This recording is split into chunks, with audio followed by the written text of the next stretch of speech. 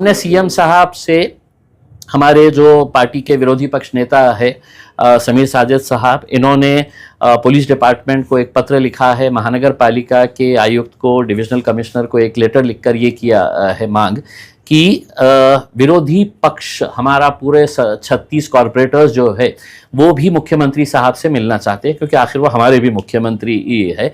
और हम उनके पास ये शिकायत लेकर जाना चाह रहे हैं कि जब महानगर पालिका की कुर्सियों के ऊपर आपके पदाधिकारी बैठे हुए हैं, चाहे फिर वो महापौर हो या स्टैंडिंग कमेटी के चेयरमैन हो, इनका जो रवैया है कि हम इन इलाकों के लिए इन कॉरपोरेटर्स को हम पैसा नहीं देंगे करके, जो हमारी लाइन फॉलो करता है, जो हमें हमारे बुरे वक्त के अंदर साथ देता है, हम उनको पैसा देंगे, हम उनको फंड देंगे, इन लोगों को फंड नहीं देंगे करके। तो हम मुख्यमंत्री साहब से ये कहना चाह रहे हैं कि अगर शहर का विकास करना है तो पूरे शहर का विकास होना चाहिए। आप सिर्फ चंद इलाकों का अगर विकास करने का अगर सोच रहे हैं तो वो ओवरऑल डेवलपमेंट नहीं हो सकता है। तो हमने उनसे टाइम मांगा।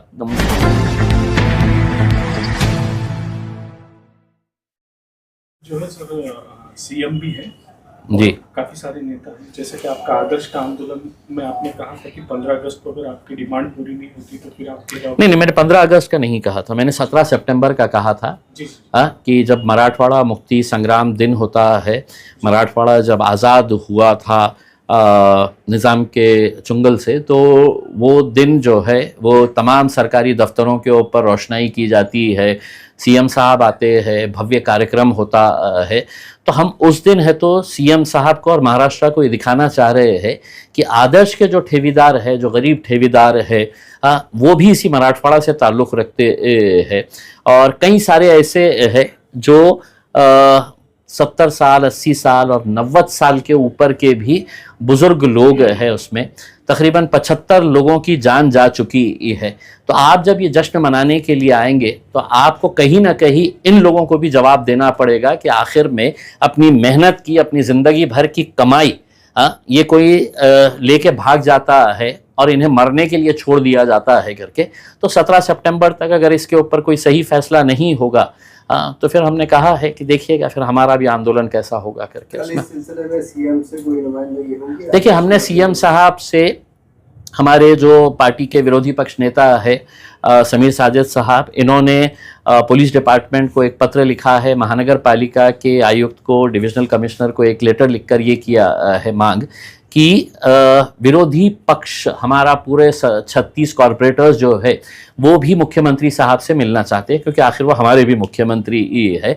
और हम उनके पास ये शिकायत लेकर जाना चाह रहे हैं कि जब महानगर पालिका की कुर्सियों के ऊपर आपके पदाधिकारी बैठे हुए हैं, चाहे फिर वो महापौर हो या स्टैंडिंग कमेटी के चेयरमैन हो, इनका जो रवैया है कि हम इन इलाकों के लिए इन कॉरपोरेटर्स को हम पैसा नहीं देंगे करके, जो हमारी लाइन फॉलो करता है, जो हमें हमारे बुरे वक्त के अंदर साथ देता है, हम उनको पैसा देंगे, हम उनको फंड देंगे, इन लोगों को फंड नहीं देंगे करके। तो हम मुख्यमंत्री साहब से ये कहना चाह रहे हैं कि अगर शहर का विकास करना है तो पूरे शहर का विकास होना चाहिए। आप सिर्फ चंद इलाकों का अगर विकास करने का अगर सोच रहे हैं तो वो ओवरऑल डेवलपमेंट नहीं हो सकता है। तो हमने उनसे टाइम मांगा था कि हमें एक 10 मिनट का भी अगर टाइम मिल जाए। तो पहले उन्होंने कहा था कि हम एयरपोर्ट के ऊपर कोशिश करते हैं। अभी थोड़ी देर पहले पता चला है कि पुलिस डिपार्टमेंट की तरफ से मैसेज आया है कि उनका शेड्यूल बहुत टाइट है। क्या टाइट है? आप तिरंगा रैली के लिए आ रहे हैं, एक गली कम जाइएगा उसमें, जहाँ पे आप 10 किलोमीटर जाने वाले हैं वहाँ 9 किलोमीटर चले जाइएगा उसमें। लेकिन आपको विरोधी पक्ष को भी सुनना चाहिए करके उसमें।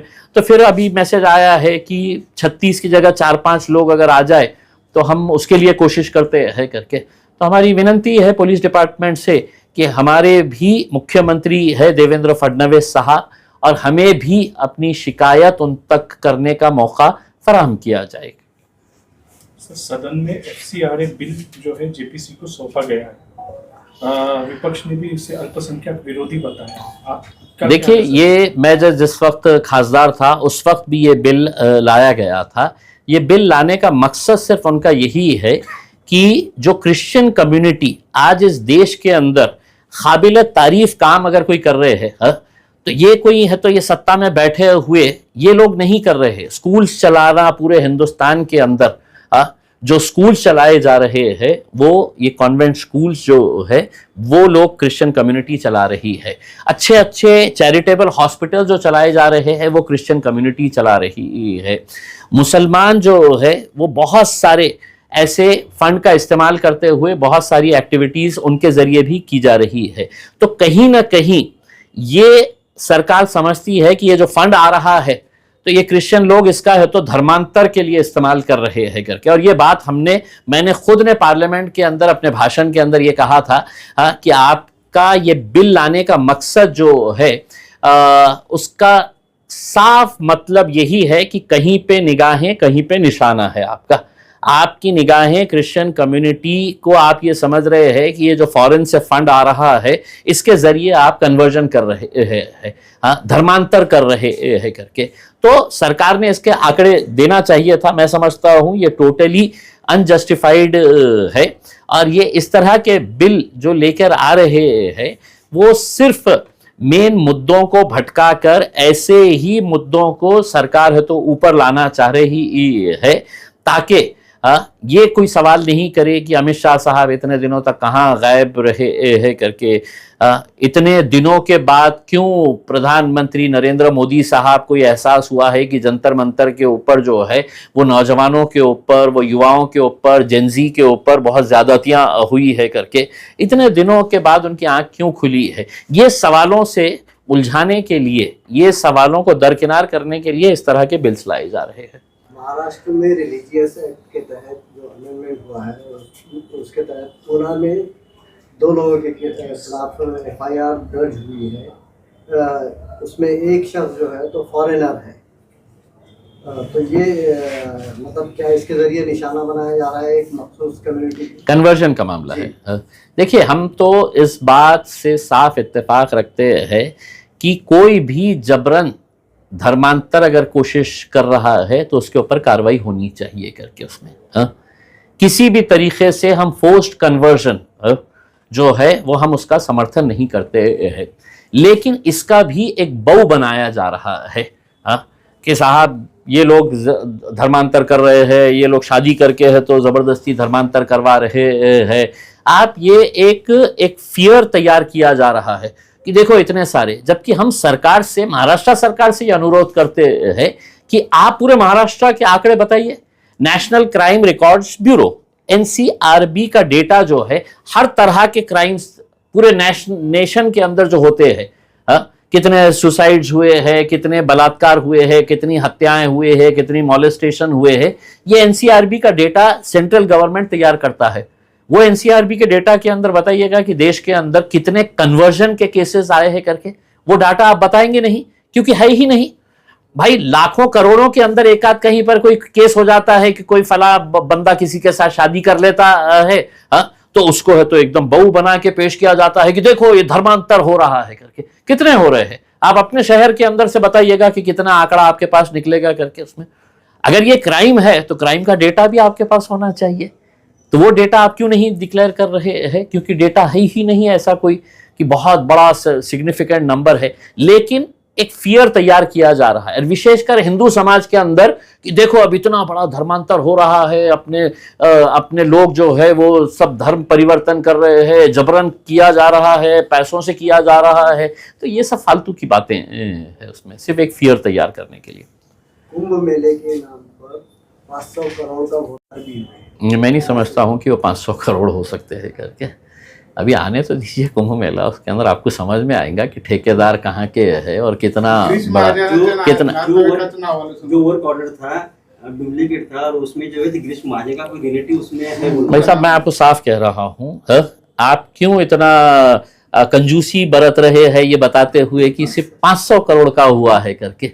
टोटल कुंभ मेले के ऊपर कितना पैसा खर्च हो रहा है। देखिए, मैं तो इस बात से इत्तेफाक रखता हूं और मुझे कोई झिझक नहीं है ये बात बताने के लिए। ठीक है, आप मुझे है तो धर्म के चश्मे से देखेंगे, लेकिन यही इम्तियाज जलील है और यही असदुद्दीन अवैसी है जो पार्लियामेंट के अंदर खड़े रहकर ये कहे थे कि मुसलमानों को आप हज की जो सब्सिडी देते हैं वो नहीं देना चाहिए करके। क्योंकि सरकार का काम यह नहीं है कि हमारा धार्मिक कार्य क्या है, हमारा धार्मिक कार्यक्रम के लिए सरकार ने उसको पैसा देना चाहिए। हमने सरकार से यह मांग की थी कि ये जो हज की सब्सिडी है, ये हज की सब्सिडी के बदले में आप मुस्लिम बच्चियों के लिए, माइनॉरिटीज के लिए आप स्कूल खोलिएगा, हॉस्टल्स खोलिएगा, उनके लिए कॉलेजेस खोलिएगा, उनके लिए स्कॉलरशिप्स की स्कीम्स स्टार्ट करिएगा करके। उसमें सरकार ने जितना सुनना था उतना सुने, उन्होंने हज की सब्सिडी बंद कर दी है। लेकिन कितने स्कूल्स बनाए हैं उन पैसों के अंदर? ये तो मुसलमानों का ही पैसा था ना, जो आप हर साल इतने सालों से देते आ रहे थे उसके अंदर।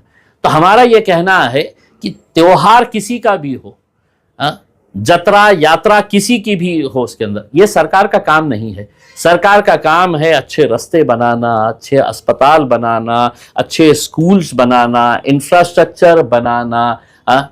ये समस्याओं का हल जो है वो सरकारी पैसों से इसका हल। लेकिन किसी का त्योहार आ गया, तो लीजिए ये 3,000 करोड़ रुपया आप ले लीजिएगा, हमारा ये त्योहार आ रहा है इसके अंदर 2,000 करोड़ आप ले लीजिएगा करके उसके अंदर। तो ये जो है ये कहीं ना कहीं खत्म होना चाहिए। अब ये जब मैंने बोला हूं और आप ये जब चलाएंगे तो नीचे इसके अंदर कमेंट्स भी पढ़ लेना उसमें। अंधभक्तों के कमेंट्स कैसे आ जाएंगे, तुला लाज नाही वाटती का, आमच्या कुंभमेळ्याचा विरोध करतो। अरे मला जे बोलायचं आहे ती मी ठणकावून बोलतो की मी हजचाही विरोध करणारे आहे। आम्ही हजचे जेव्हा सरकार पैसे देत होते आम्ही म्हटलं की नाही पाहिजे आम्हाला, ज्यांना हजवर जायचे आहे ते जातील, कशाही जातील ते, उनके पास पैसा नहीं है, उनका दूसरा भाई मदद करेगा। सरकार का ये काम नहीं है कि आप है तो किसी त्योहार के लिए, किसी यात्रा के लिए, किसी मेले के लिए है तो आप हजारों करोड़ रुपया खर्च करे करके। लेकिन क्या है, अंधों का राज चल रहा है, बहरों को सुनाई नहीं दे रहा है उसमें। तो जो चल रहा है और हमारे जैसे अगर बोले तो 200 लोग है तो गालियां लिखने के लिए तैयार हो जाएंगे उसके अंदर। सर सीजेपी से रिगार्डिंग एक सवाल है। कल सीजेपी का जो है मीटिंग थी दिल्ली में, उन्हें कहीं पे भी हॉल मुहैया नहीं कराया गया। उसके अलावा आज सौरव दास के जो पारिवारिक घर है पौंडीचेरी में, जी वहाँ पे भी पुलिस ने मैंने भी ये पढ़ा हूँ। और ठीक है, मैंने वो दास नाम का जो लड़का है उसका ट्वीट पढ़ा है मैंने कि उसके परिवार वालों के साथ, पौंडीचेरी जो है वो यूनियन टेरिटरी है, डायरेक्ट है तो अमित शाह साहब के अंडर में आती है। संदेश क्या जाता है कि तुम अगर हमारे खिलाफ अगर रास्ते के ऊपर आएंगे तो हम तुम्हें ही नहीं तुम्हारे पूरे परिवार को हम परेशान करेंगे करके। उसके परिवार का क्या कसूर है और क्या लीगल तरीके से कोई एक मीटिंग कहीं पर हॉल में नहीं ली जा सकती है उसमें? आप इतना प्रेशर लेके आएंगे, इतना डराएंगे, इतना धमकाएंगे कि किसी ने है तो मीटिंग के लिए भी है तो जगह नहीं देनी चाहिए करके।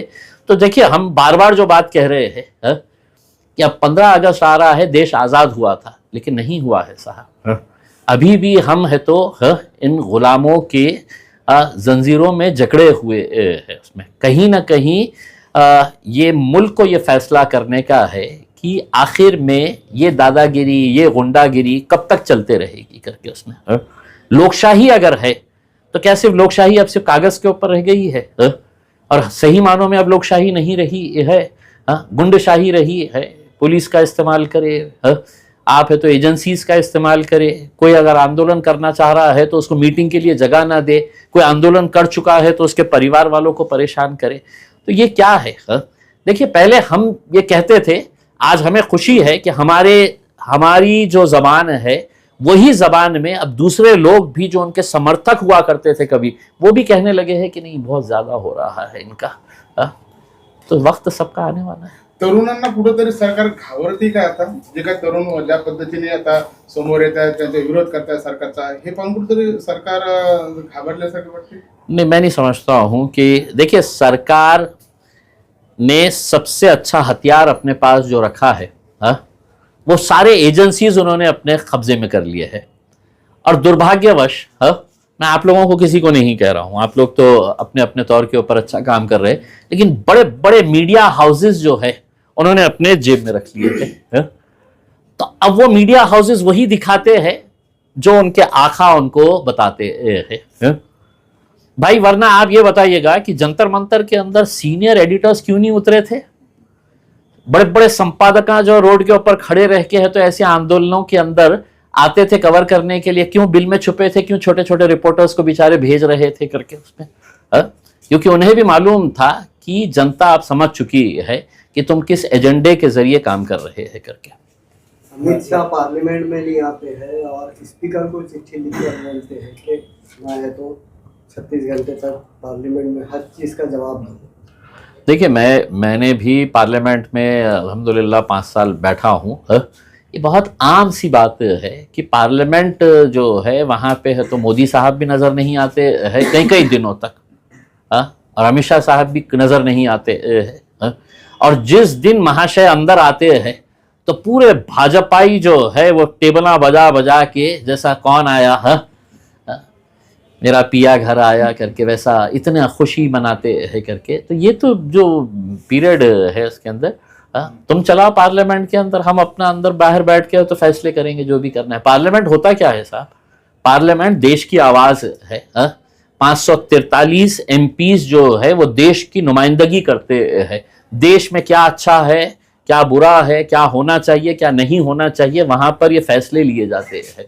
और वहाँ पर वो फैसले लेने वाले ही जो है मुखिया, वही मुखिया जो अंदर नहीं आ रहे हैं तो फिर कौन सवाल करेगा? नांदेडमध्ये नुकतीच एक घटना घडली आहे. तिथले माजी उपमुख्यमंत्री होते सुखबीर सिंग बादल यांच्यावर जीवघेणा हल्ला झालाय. नुकतीच घडली घटना.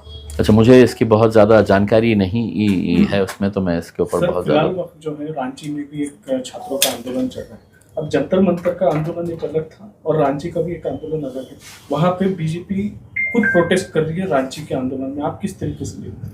देखिए, एक ये जो एक ये हो गया है कि अगर हिंदुस्तान में किसी शहर के अंदर दंगा होता है और वो राज्य भाजपा का है, और जब उनसे सवाल किया जाता है कि आप ये दंगाइयों को कंट्रोल नहीं कर रहे, तो उनका जवाब ये होता है कि ये दंगे तो कांग्रेस के पीरियड में भी होते थे, या कांग्रेस वालों से पूछा तो बोलेंगे कि देखिए बीजेपी के पीरियड में भी तो हो रहे हैं, बीजेपी के राज्यों में भी तो हो रहे हैं करके। गलत कहीं पर भी हो रहा है तो वो गलत है उसके। तो अगर समझ लीजिएगा, अगर कहीं पर झारखंड के अंदर अगर कोई पेपर लीक का मामला सामने आया है तो उसको पॉलिटिकल रंग से ना देखते हुए आप स्टूडेंट्स के हित के अंदर क्या होना चाहिए उस हिसाब से फैसले लीजिए। ठीक है सर, काय थँक्यू। सांगाल आपण ज्यासाठी विरोध केला होता गोपीनाथ मुंडे यांचं स्मारक बनवा नका म्हणून आणि त्या ठिकाणी हॉस्पिटल बनवा म्हणून, त्याच पूर्णत्वाकडे येते पण शासनाकडे वेळ नाही आहे त्याचं उद्घाटन करण्यासाठी किंवा याच्यासाठी फार विरोध झाला आपल्याला. नाही, मला असं सांगण्यात आले, मी 1-2 दिवस अगोदरही त्याची एक रिव्ह्यू घेतलं होतं की ते कॉन्ट्रॅक्टरचं असं म्हणणं आहे की आता छोटे छोटे काम जे आहे ते राहिलेले आहे आणि कमीत कमी 2 ते 3 महिने लागणार आहे. तर मला असं स्वतःला वाटतं की ते डिसेंबरपर्यंत हे प्रोजेक्ट पूर्ण होतील आणि डिसेंबरमध्ये त्या हॉस्पिटलचं उद्घाटन होतील.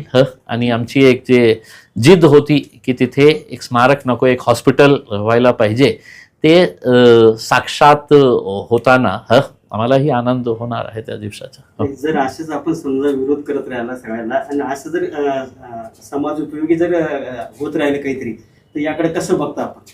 नाही, मी तर काय आहे की तिथे तुम्ही सरकारचेच पैसे खर्च करणार होते स्मारक बांधण्यासाठी. आता मी तुम्हाला हे सांगितलं की आपण कुंभमेळ्यावर जितके पैसे खर्च करणार आहे, त्या कुंभमेळ्याच्या पैशामध्ये तुम्ही किती IIT, IIMs, किती चांगले स्कूल्स, कॉलेजेस, हॉस्पिटल्स तुम्ही तयार केले असते. प्राथमिकता काय असायला पाहिजे? ठीक आहे, सर्व काही आपल्या राजनैतिक स्वार्थासाठी की मी हे केलं तर मला राजनैतिक स्वार्थ माझा आहे, मला पुढच्या येणाऱ्या निवडणुकीमध्ये असं, पण अशा प्रकारे ठोस भूमिका घेणारे खूप कमी लोक आहेत, त्याच्यापैकी मी आहे. आणि मी स्पष्टपणे सांगतो की जात धर्म कोणाचाही असू द्या, कोणाचाही त्योहार असू द्या, कोणाचाही काहीही असू द्या, इन्क्लुडिंग मुस्लिम समाजाच्या बाबतीत बोलतो मी, सरकारला 1 रुपया देण्याची आवश्यकता नाही आहे. तुम्हाला साजरं करायचं आहे, तुम्ही इकट्ठा करा, तुम्हाला जे काही करायचं करा. तुम्हाला पुतळे बांधायचे आहे, सरकारने 1 रुपयाही त्याच्यावर खर्च करायला नको. कुणाचाही पुतळा का ना होईना, त्या समाजातले आणि दुसऱ्या समाजातले लोक पैसे गोळा करून ते उभा करतील. स्मारक बांधायचं ते असेल तर खर्चाने तुम्ही ते जागा घ्या. तुम्हाला किती भव्य बांधायचे आहे, सरकारी पैशातून नको. सरकारी पैशातून रस्ते, नाली सफाई, चांगले हॉस्पिटल्स, गार्डन, स्कूल्स हे सगळं करण्याची जबाबदारी सरकारची आहे. धन्यवाद. थँक्यू.